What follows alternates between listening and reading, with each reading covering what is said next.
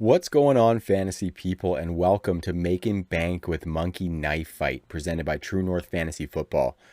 Trav here from True North, and as you heard there, we are stoked to announce that we have partnered up with Monkey Knife Fight to bring some stellar DFS content over into the True North fold. We're bringing that over to the brand. It's something that we haven't necessarily had, but we couldn't have chosen a better partner than Monkey Knife Fight to dive into that realm with. Monkey Knife Fight is probably the most fun that you'll ever have playing daily fantasy sports. They've got games and contests for fantasy gamers of all skill levels. If you want to make very complex entries, you can definitely do that. If you want to keep it a little bit simpler and just maybe make some entries on your favorite team or what have you, you can do that as well. So I'm just going to quickly share my screen here and show you a little bit about the site, and then what I'm going to do for this Making Bank, which I hope to be a weekly hit on the YouTube channel and obviously on the podcast network as well. I am going to enter some contests on Monkey Knife Fight. I'm going to show the lines, show the players. I'm going to talk about why and who I'm going to pick. And yeah, so I'm gonna kind of show you that, and hopefully you tune in every week and check that out, and hopefully you go over to Monkey Knife Fight and make a little bit of bank yourself as well. So here is my screen there. As you can see, really slick looking website. That's always kind of a big thing for me, is the aesthetics, and Monkey Knife Fight definitely has that. The color scheme's nice, and the look and the feel, and the navigation is easy, which is big as well, because when I get on these sites, if it's really tricky to navigate through and I can't find where I'm going, it's not somewhere that I'm going to stay. And I think this is really well put together for these guys. So if you see here, they got all sorts of sports: basketball, baseball, golf, UFC. They're even getting into esports as well. So a very versatile platform for people who want to toss a little bit down and seeing if they can multiply that cash to go on to. So for me, I'm looking at the football stuff, obviously True North Fantasy Football. When you look, you can select the games here. I actually just yesterday on Friday, I put a tweet out with a poll to ask Twitter to help me choose one of the props in the Eagles and the Washington game. So go check out my page at TCL14 if you want to toss a vote in there and help me make that pick. But for this one, the first episode of Making Bank, I am going to start with the Star Shootout. So what the Star Shootout does is that takes the entire early game slate for this one. As you can see, it takes the entire early game slate and it will put multiple of the notable players together and make you have to pick through multiple people in order to see if you can get those right and multiply that cash. So when I go into the Star Shootout, I am going to have a look. As you can see at the top here, it's got all the different games. There is more or less. You got rapid fire. So more or less is something where it will give you a line for a player. So 7 receptions in this game, more or less, and you'll select what you think they're going to get. At the top right, you've got the amount of players that you'll be selecting from and how many you need to get right to be in the money. And then down here, you've got the prize multiplier as well. So you can see just how exponentially you can grow that cash.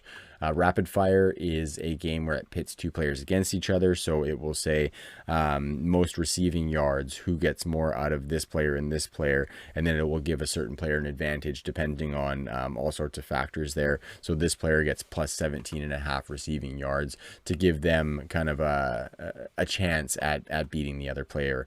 You look at the touchdown dance game. That's a really cool game where you can go in, you choose 3 players from a certain from the early game slate, and you select whether they're going to get X amount of touchdowns, and if they can exceed that, then you can multiply the cash up to 15 times, which is really nice.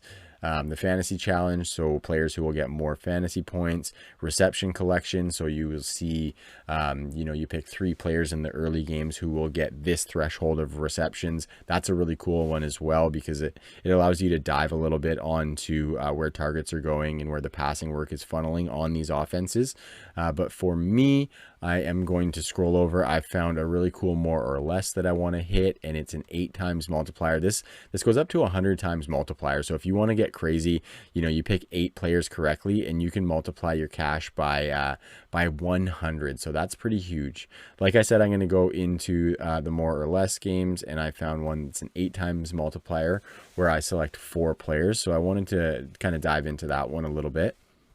Looking here, we've got Matt Ryan, Matt Stafford, Julio Jones and Josh Jacobs. So I think these are pretty prominent players for fantasy rosters. And why don't we just start right at the top? Because I think for Matt Ryan, he is going to have a direct effect on Julio Jones. So for Matt Ryan, the line is 290.5 passing yards. And I think that's a pretty interesting one for me because you're almost banking on that 300-yard game, which is a pretty tricky one to peg because that's a fairly decent number. But for me, when I'm looking at offenses that are have the potential to hit that, Matt Ryan and the Falcons are one of those. We know this is going to be a very pass-heavy team. They play in a dome. They replaced their departing weapons adequately with Todd Gurley replacing Devonta Freeman and Hayden Hurst replacing Austin Hooper, as well as Russell Gage coming in to work the slot with Mohamed Sanu being very questionably traded for that second round pick to the Patriots, who have now released him. So I think the Falcons are really set up to have some continuity there as well, because Calvin Ridley, Julio Jones have been there. And I think for Todd Gurley, it's not going to be a huge learning curve because he can catch those dump offs and he can run the ball. They just have to limit his touches because we know the injury is the biggest piece. I personally think the talent is still there and the red zone prowess as well. So Matt Ryan is well set up. And then when you look, they are playing in the dome. They play against Seattle. First off, Seattle has a really good offense. They can score points against this Atlanta defense, and Atlanta is going to potentially have to stick with them on the scoreboard. And then further to that, when you look at Seattle's passing defense, they're just projected to be about middle of the road on sharpfootballstats.com. And for me, that's where I look for most of my strength of schedule stuff. And I think if they're projected to be about middle of the road, I think this Falcons offense can definitely score on them. And then the last wrinkle for Matt Ryan I want to point out is that the last 2 seasons, he has been over 300 yards per game at home, right around 305 yards at home the last 2 seasons. So I think this with the same OC he had last year, I think he's in a really good spot to be able to put that up against that Seattle offense, which is also going to be very potent. So for me on Matt Ryan, I'm going to select more. Then when we look at Julio Jones, we've got the line at 92.5. I just think for me, Julio's biggest strong suit has always been his yardage. He is like Mr. 1,400 yards. We know that there has been some issues as far as scoring touchdowns. I think that could take a little bit of an uptick this year, but regardless, I'm not necessarily worried about touchdowns right now because the pick here is whether he's going to get 93 or more yards. And I think he is going to, because Julio is set to be the focal point of that offense. There is no question Matt Ryan is probably going to lean on him with a limited offseason, and Julio just puts those yards up. So against that Seattle defense that I don't know can necessarily stop him, Julio should eclipse those 93 yards, and I'm pretty confident in that one. Okay, so let's go back to the other quarterback here in Matthew Stafford. He is coming back from his backiotomy. I think there could potentially be a little bit of rust with the limited offseason. And then when you look a little bit deeper, Kenny Golladay just came out that he was going to be doubtful for this game, which is a huge hit to this passing offense. He's going to have Marvin Jones. Some of the running backs are a little bit banged up. And I think that's a big thing as well with the running back room, is bringing in Adrian Peterson, to me, was a signal that they do want somebody to be there to help them consistently run the ball. They've had issues consistently running the ball since I can remember, probably since Barry Sanders was there. And so I think they're going to commit to that.